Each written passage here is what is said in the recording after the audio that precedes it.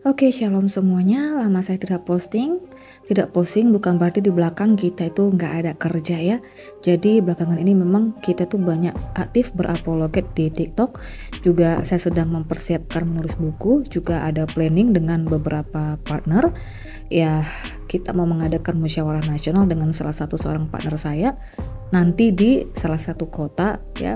Dan kemudian ini teolog-teolog dan pendeta-pendeta para apologet yang saya posting barusan ya, kita adalah tim. Saya menyebut para tokoh-tokoh para apologet ini adalah orang atau yang pakar di bidang masing-masing ya. Jadi kita doakan saja, kita punya visi misi di dalamnya baik jangka pendek ataupun jangka panjang.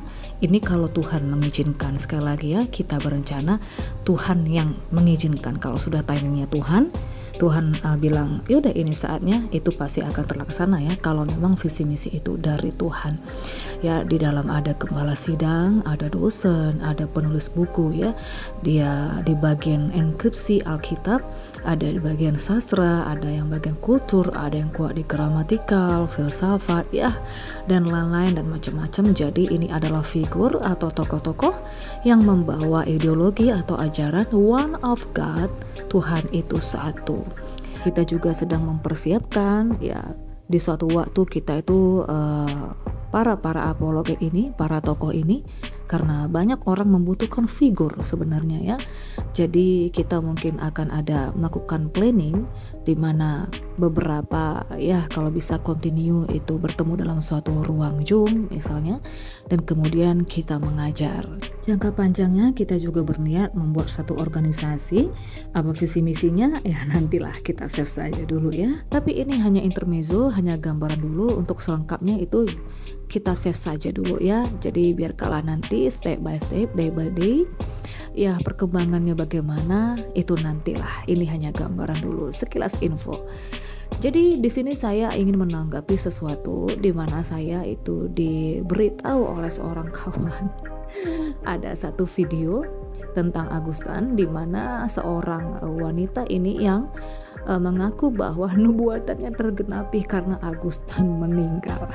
Jadi di sini ya saudara, saya terdorong mengatakan atau mengajarkan atau sharing sesuatu ya. Saya tidak mau ada pembodohan-pembodohan di dalam kekristenan yang mengatasnamakan penglihatan atau nubuatan. Jadi saya terdorong ketika saya membuat konten ini, benar-benar ada dorongan yang begitu kuat, ada intuisi di mana ini saya harus sampaikan untuk mengedukasi supaya tidak banyak yang terjebak, dan supaya orang-orang Kristen ini bisa peka kepada roh dan membedakan mana nubuatan dari Tuhan, mana yang ramalan dari setan, mana yang benar-benar ini adalah pesan yang disampaikan kepada seorang nabi atau nabiah, atau memang ini hanyalah ramalan gambaran yang dari iblis yang kelihatannya seolah-olah itu dari Tuhan. Saudara-saudara, di sini saya akan memberitahu kepada Anda sekalian bagaimana pola iblis bekerja ke orang-orang yang tidak percaya Kristus ataupun yang mengaku Kristen. Tapi kok seolah-olah nubuatannya benar gitu ya. Nah, jadi Kristen itu jangan mau pembodohan terus. Bedakan nubuatan dari Tuhan dengan ramalan atau gambaran atau suges dari iblis. Walaupun kelihatannya kedua-duanya bisa terjadi. Jadi saat saya dan 1000 orang melihat kondisi Agustan dan sebagai seorang Kristen, karena penghujatannya ya terlalu lose kontrol, dan kemudian kita melihat keadaan jasmani dan dari pengamatan medisnya, kita semua sudah tahu bahwa Agustan ini akan meninggal. Jadi ada 1000 orang yang nubuatannya terjadi. Ya anggap pun dari nubuatan ribuan orang sudah bisa melihat ya. Jangan mempermainkan karunia Tuhan, wahai para dukun-dukun yang bersembunyi di balik kekristenan. Jadi di sini saya akan kupas tuntas bagaimana pola iblis bekerja, menyampaikan sesuatu kepada orang-orang tertentu seakan-akan itu adalah nubuatan dan yang dikatakannya seolah terjadi, padahal sebenarnya bukan. Nah, jadi wanita yang saya maksud di sini itu kan yang sudah biasa memfitnah banyak orang, mengeluarkan kutukan dan pernah menyumpahi saya pribadi dan beberapa orang. Dia sering mengatakan tanggal sekian nanti terjadi anu-anu, tanggal sekian mati, ternyata tidak terjadi.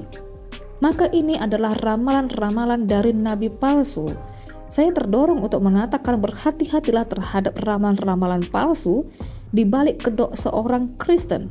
Ya, jadi ini seperti mencoba peruntungan untuk menjadi seorang nabi atau nabiah. Ya, yang mana nanti yang jadi, itulah yang diangkat. Bahwa yang dia bilang benar. Ya, what the konyol. Ya, jadi ini saya sekali lagi merasa tergerak, oke? Tuhan memerintahkan dari intuisi saya, sampaikan. Jangan sampai ada pembodohan dari orang-orang dalam sendiri ya yang mengaku-ngaku Kristen, ternyata rasul-rasul atau nabi palsu yang mentamengkan penglihatan atau nubuatan atau yang membuat nama Tuhan menjadi seperti permainan begitu ya. Nah, sekali lagi saudara, dari buahnya lah kamu akan melihat, dari buahnya lah, dari karakter. Seorang pelihat atau nabi atau nabiah itu akan terlihat dari kehidupan dan karakternya. Nabi palsu banyak dalam kekristenan itu mentamengkan penglihatan dan nubuatan. Nubuat atau lubuat. Mama saya itu asli puluhan tahun di bagian okultisme ya. Jadi pelepasan itu sudah ratusan orang. Dia tidak mau norak itu mempublish kemana-mana. Walaupun saya bilang tuh buatlah YouTube ya supaya orang itu banyak terberkati dan orang melihat pekerjaan Kristus. Dan juga saya tuh punya satu abang rohani, next saya bisa share rekaman telepon gimana kerja alam roh, gimana pengalaman dia ya, dimana dia itu sudah pernah mati, ini asli ya bukan hoax ya, dan dibawa ke Firdaus, bukan surga ya tapi Firdaus. Dan sudah ratusan kota dan ribuan orang yang dia adakan pelepasan. Dan dia juga termasuk sekarang ini salah satu yang membimbing saya ya, dan saya itu pernah memberikan foto kedua nabi palsu yang pasti tahu audiens siapa ya, pasti tahulah yang dimaksudkan siapa ya.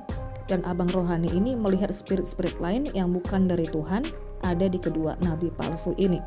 Sebenarnya ada satu yang mau saya ceritakan, mau saya sharingkan ya, pergumulan saya sebulan ini. Ada satu kalimat yang disampaikan oleh abang rohani saya, tapi ini nantilah di step selanjutnya karena topik ini sangat penting sekali tentang perkawinan roh ya.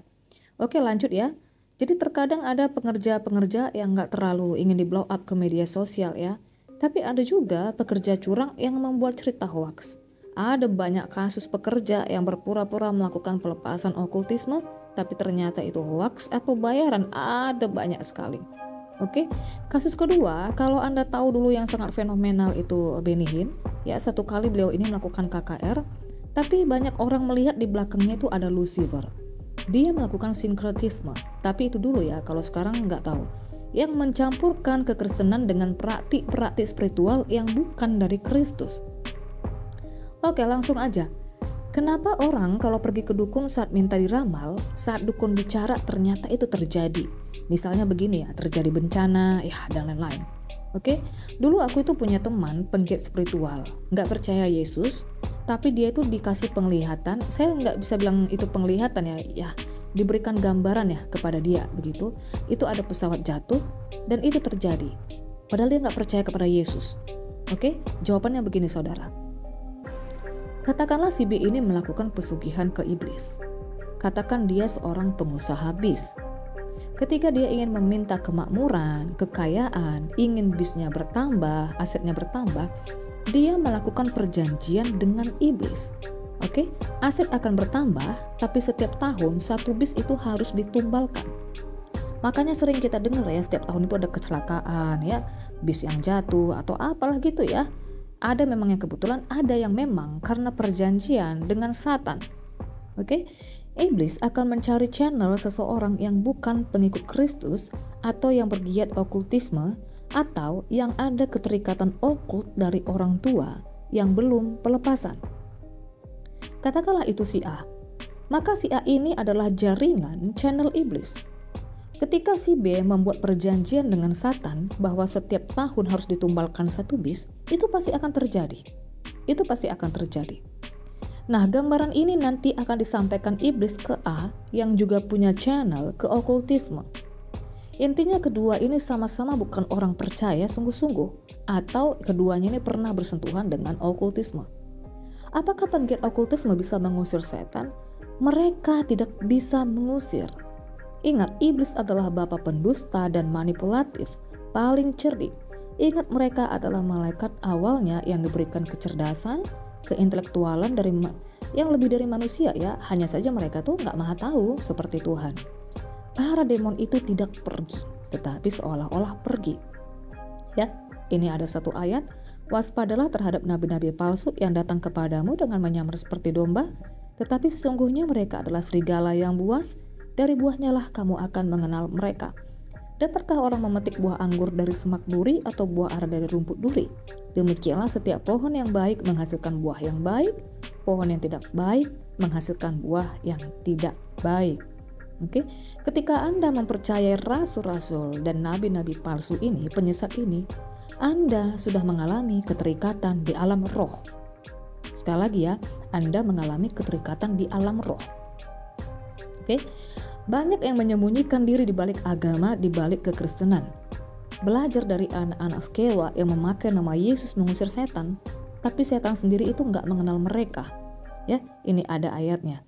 Mereka melakukan hal itu ialah 7 orang anak dari seorang imam kepala Yahudi yang bernama Skewa. Tapi roh jahat itu menjawab, Yesus aku kenal dan Paulus aku ketahui. Tapi kamu, siapakah kamu? Sekali lagi saya ulangi, demon itu tidak pergi, mereka mengecoh. Tidak mungkin seorang dengan karakter buruk, mulut penuh sumpah serapah, dusta, kutukan, itu memiliki karunia roh. Ya, itu tidak mungkin, jangan sesat.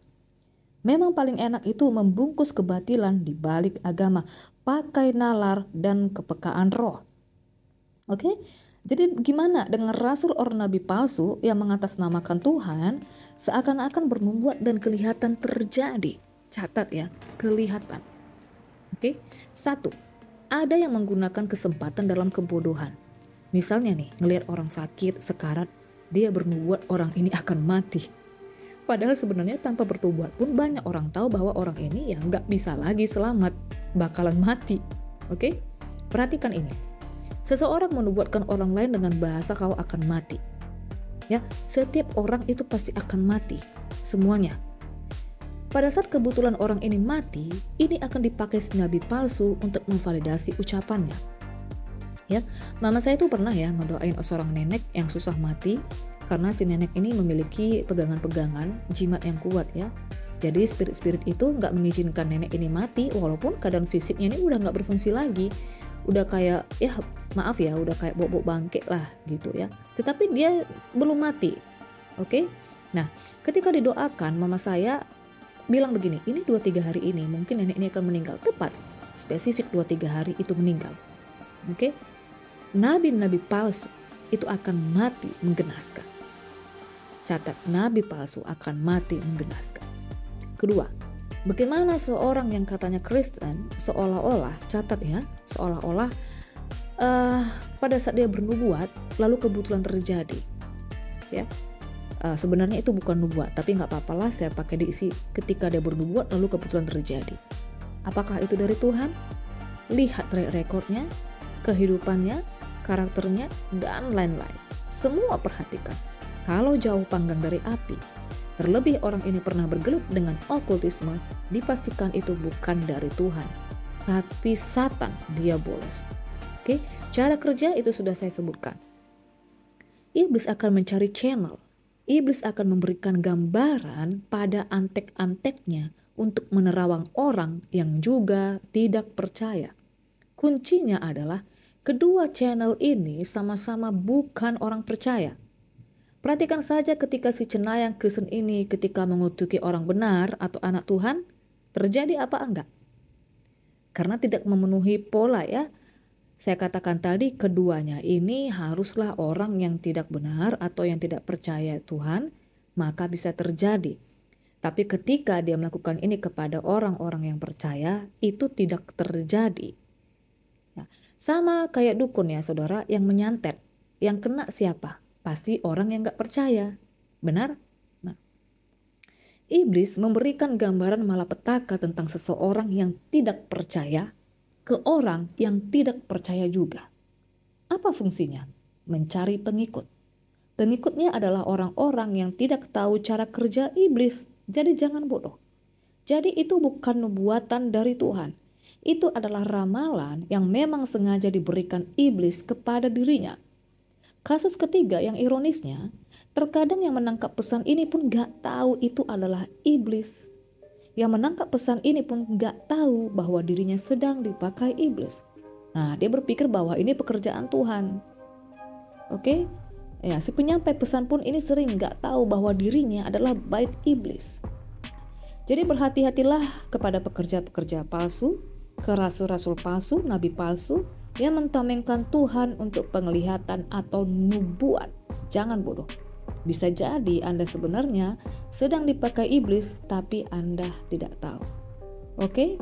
Terima kasih, Tuhan memberkati. Semoga edukasi singkat ini bisa menjadi masukan ya untuk kita semua untuk mengerti bagaimana pola iblis bekerja dan kenapa seolah-olah sepertinya ketika orang-orang tidak percaya, ya ketika dia mengatakan mendapatkan nubuatan seolah-olah itu benar-benar terjadi. Saya sudah sampaikan polanya di atas tadi. Oke, Joshua bless us.